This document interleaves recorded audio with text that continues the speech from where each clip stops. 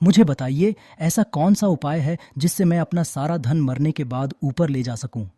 उसने देश देश से बड़े बड़े ज्ञानी ब्राह्मणों को बुलाया। एक नगर में एक व्यक्ति रहता था। वह भगवान शनिदेव का बहुत बड़ा भक्त था। हर शनिवार वह व्रत रखता, दीप जलाता और शनि मंत्रों का जाप करता था। लेकिन उसकी भक्ति के साथ एक बहुत बड़ी कमजोरी भी थी। वह अत्यंत लालची था। उसने जीवन में बहुत धन कमाया था। सोना, चांदी, जमीन, हवेलियां, सब कुछ उसके पास था।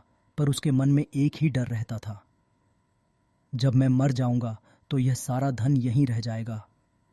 क्या कोई तरीका है कि मैं अपना सारा धन ऊपर अपने साथ ले जा सकूं? यही सोच उसे दिन रात परेशान करती रहती थी। एक दिन उसने निश्चय किया कि वह विद्वान ब्राह्मणों से सलाह लेगा। उसने देश देश से बड़े बड़े ज्ञानी ब्राह्मणों को बुलाया, उन्हें आदर से बिठाया और अपना प्रश्न रखा। मुझे बताइए, ऐसा कौन सा उपाय है जिससे मैं अपना सारा धन मरने के बाद ऊपर ले जा सकूं? पहले ब्राह्मण ने कहा, पुत्र, धन यहीं रह जाता है, कोई उसे साथ नहीं ले जा सकता।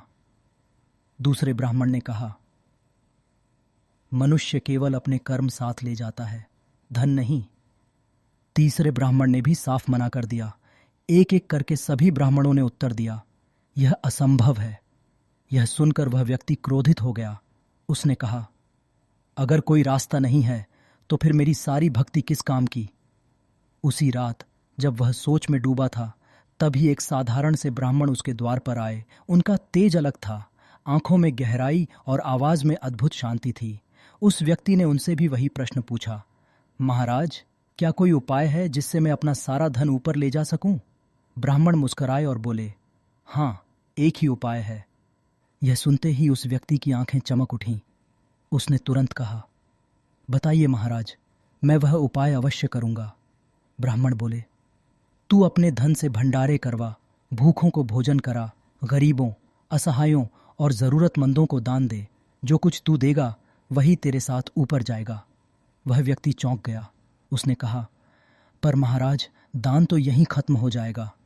ब्राह्मण ने शांत स्वर में कहा, नहीं, जो तू अपने लिए रखेगा वह यहीं रह जाएगा, और जो तू दूसरों के लिए देगा वही तेरी आत्मा के साथ जाएगा। ब्राह्मण की बातें उस व्यक्ति के हृदय में उतर गईं। पहली बार उसे समझ आया कि वह अब तक कितनी बड़ी भूल कर रहा था। उसने उसी क्षण निर्णय लिया। उसने अपने धन के बड़े बड़े भंडारे करवाए, भूखे लोगों को भोजन कराया, गरीबों, विधवाओं और असहायों को खुलकर दान दिया। दिन बीतते गए, उसका धन कम नहीं हुआ, बल्कि उसका मन धन से हल्का होता चला गया। जिस लालच ने उसे बेचैन कर रखा था वह धीरे धीरे समाप्त हो गया। कुछ समय बाद वह ब्राह्मण फिर उसके सामने आए, मुस्कुराकर बोले, अब तू समझ गया है, दान किया हुआ धन कभी नष्ट नहीं होता। वही धन अगले जन्म में पुण्य बनकर मनुष्य के पास लौटता है। यह कहकर ब्राह्मण चले गए। उस व्यक्ति को अब कोई प्रश्न नहीं रहा।